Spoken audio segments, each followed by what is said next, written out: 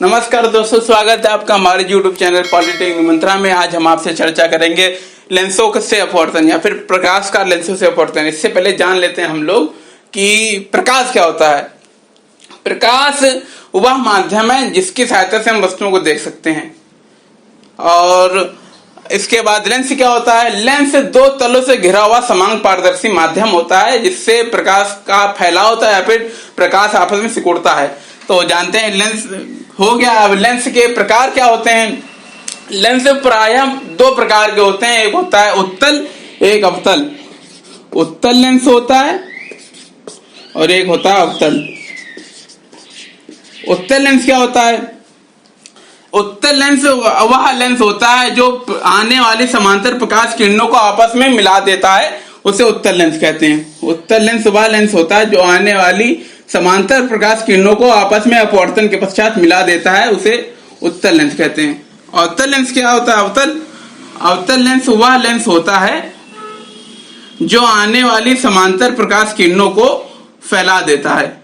आने वाली समांतर प्रकाश किरणों को अपवर्तन के बाद फैला देता है, उसे अवतल लेंस कहते हैं। उत्तल लेंस का फोकस वहां बनता है जहां पर समांतर किरणें आपस में मिल जाती हैं, यहां पर इसका फोकस बनेगा।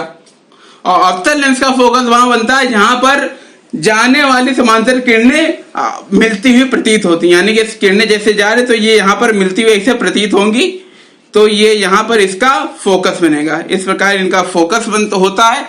अब आइए जानते हैं लेंसों का समीकरण क्या होता है, लेंसों का सूत्र क्या होता है। लेंसों का समीकरण, लेंसों का समीकरण होता है 1/f बराबर 1/v माइनस 1/u। ये इसका सूत्र होता है। इसमें जहां f लेंस की फोकस दूरी है, v प्रकाशिक केंद्र से प्रतिबिंब की दूरी है और u प्रकाशिक केंद्र से वस्तु की दूरी है। अब आइए इसको चित्र के माध्यम से समझते हैं। माना कोई उत्तल लेंस है, क्योंकि लेंसों का राजा उत्तल लेंस होता है और दर्पणों का राजा अवतल लेंस होता है, इसीलिए लेंस के बारे में हम ज्यादातर उत्तल लेंस के बारे में ही पढ़ेंगे। तो आइए चर्चा करते हैं लेंस के समीकरण के बारे में। ये क्या होता है।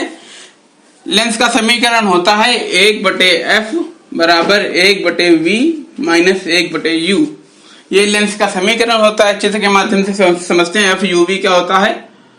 माना कोई उत्तल लेंस है, उत्तल लेंस है, ये मुख्य छुआ, इसमें कोई समांतर प्रकाश आपतित होता है। समांतर प्रकाश अनंत से आपतित होता है, ये अनंत से आपतित हो रहा समांतर प्रकाश, और ये लेंस से अपवर्तन के पश्चात यहां पर मिलता है। इसको लेंस का फोकस कहते हैं। इसको लेंस का फोकस कहते हैं। ये फोकस हुआ। तो फिर ये अनंत पे कोई वस्तु रखी है, तो वस्तु से लेके और ये जो लेंस का मध्य बिंदु होता है, इसको प्रकाशिक केंद्र कहते हैं। प्रकाशिक केंद्र इसको कहते हैं, प्रकाशिक केंद्र। अनंत यानी कि जहां पर वस्तु रखी हो वहां से लेके प्रकाशिक केंद्र तक की दूरी को u से हम लोग दर्शाते हैं, यानी कि वस्तु से लेके प्रकाशिक केंद्र की दूरी को u से दर्शाते हैं। और ये प्रकाशिक केंद्र से लेंस के फोकस तक की दूरी को f से दर्शाते हैं, ये f से दर्शाते हैं। और प्रकाशिक केंद्र से प्रतिबिंब की दूरी को v से दर्शाते हैं। ये प्रकाशिक केंद्र हुआ और ये प्रतिबिंब हुआ। यहाँ प्रतिबिंब बनेगा तो इसकी दूरी को हम लोग v से दर्शाएंगे। तो इस प्रकार ये सूत्र होता है 1/f बराबर 1/v माइनस 1/u। इसमें कुछ चिन्ह प्रॉपर्टी भी है कि वस्तु की ओर की जितनी भी चिन्ह होंगी, वस्तु की ओर के जितने भी चिन्ह होंगे वो सारे निगेटिव होते हैं, और प्रतिबिंब की ओर के जितने भी चिन्ह होंगे वो सारे पॉजिटिव लिए जाते हैं। प्रतिबिंब किसी भी स्थान पर बन सकता है। तो आइए अगले टॉपिक के बारे में जानकारी प्राप्त करते हैं। अगला टॉपिक है लेंस की फोकस दूरी के पदार्थ के अपवर्तनांक पर निर्भरता। ये क्या होता है। माना अगर लेंस की फोकस दूरी f दी हो तो सूत्र होता है इसका 1/f बराबर n-1 into 1/r1 minus 1/r2।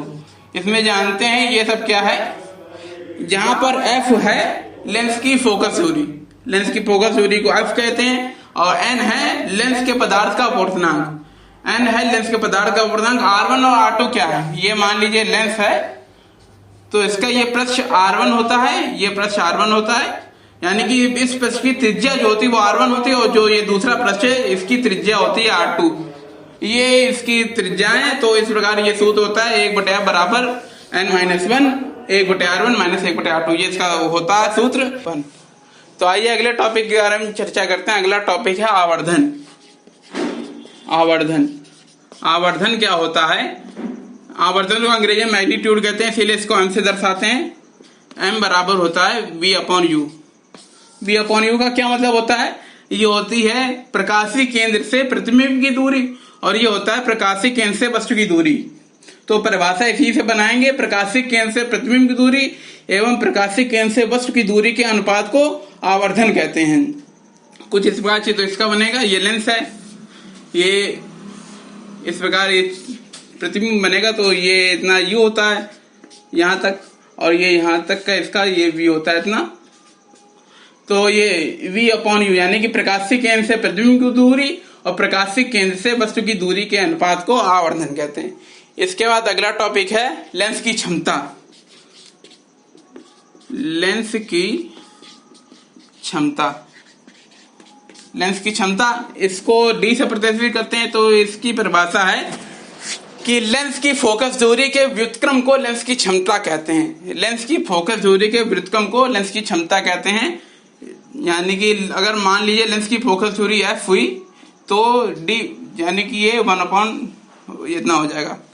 क्षमता मतलब ये 1/p हो जाएगा, इसकी क्षमता, इसकी क्षमता हो जाएगी। और इसी तरह इसका मात्रक होता है डायोप्टर।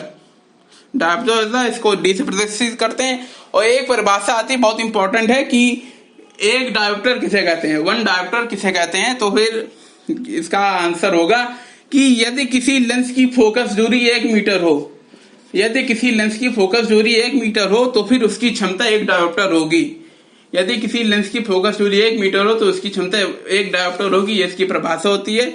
इसके बाद आखिरी टॉपिक है इससे जुड़ा हुआ कि संयुक्त लेंस की फोकस दूरी क्या होती है। संयुक्त लेंस की फोकस दूरी, फोकस दूरी, संयुक्त लेंस की फोकस दूरी क्या होती है? इसके लिए सूत्र है 1/f बराबर 1/f1 प्लस 1/f2।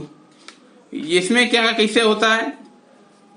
ये दो लेंस हैं जो आपस में संयुक्त रूप से जुड़े हुए हैं, ये जुड़े हैं, प्रकाश आता है समांतर कोई, ये लेंस से अपवर्तन होगा तो ये यानी कि प्रकाश को सिकोड़ने का प्रयास करेगा, तो ये कुछ इस प्रकार यहां पर मिलेगा। मगर ये भी लेंस प्रकाश को सिकोड़ता है, इसीलिए थोड़ा और जल्दी मिल जाता है, इसीलिए थोड़ा पहले मिलेगा।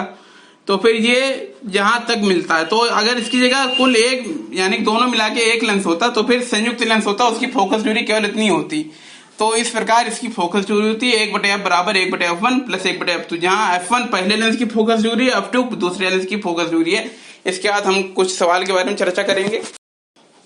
तो आइए अब चर्चा करते हैं हम लोग सवालों के बारे में। सवाल क्या है? पहला सवाल है कि किसी यानी कि कोई वस्तु लेंस के प्रकाशीय केंद्र से 15 सेंटीमीटर दूरी पर है और वो यानी लेंस से अपवर्तन के पश्चात 30 सेंटीमीटर दूरी पर प्रतिबिंब बनाती है, तो फिर लेंस की फोकस दूरी क्या होगी, लेंस की आवर्धन क्षमता क्या होगी। तो इसके लिए सूत्र लगाते हैं, पहले फोकस दूरी निकालते हैं। तो फोकस दूरी के लिए 1/f बराबर 1/v माइनस 1/u ये होगा। ये सूत्र होता है, मगर पहले चित्र से समझ लेते हैं कैसा होगा।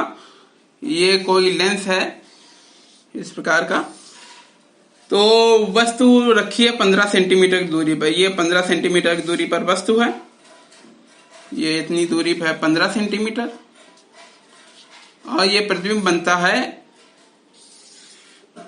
ये प्रतिबिंब बनेगा इसका ये 30 सेंटीमीटर की दूरी पर, 30 सेंटीमीटर की दूरी पर प्रतिबिंब बनेगा। तो फिर ये इसकी फोकस दूरी पूछ रहा है, फोकस दूरी कितनी होगी। तो एक चीज आपको बताई थी पहले भाग में, यानी इससे पहले, कि लेंस के इधर की ओर की दूरी माइनस होती, इधर की ओर की प्लस होती। तो फिर इसमें क्या करेंगे, 1/f बराबर v तो पॉजिटिव रहेगा, v है 30, 1/30 और माइनस 1/u। u को नेगेटिव लेंगे हम लोग, क्योंकि ये u इधर की ओर है लेंस के, तो फिर ये माइनस का 15 हो जाएगा, 1/-15। इस प्रकार तो ये माइनस माइनस कट के आपस में प्लस हो जाएंगे। तो फिर इसको हल करेंगे तो फिर लासा आएगा 30 और 2 + 1, तो फिर ये आएगा F बराबर, इसको हल करेंगे तो 10 सेंटीमीटर आंसर हो जाएगा।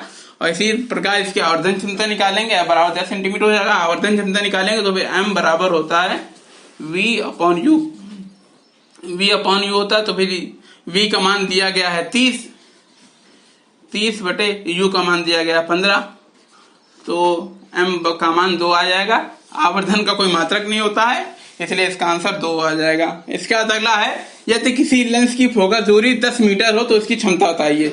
लेंस की फोकस दूरी 10 मीटर हो तो उसकी क्षमता बताइए। तो सूत्र होता है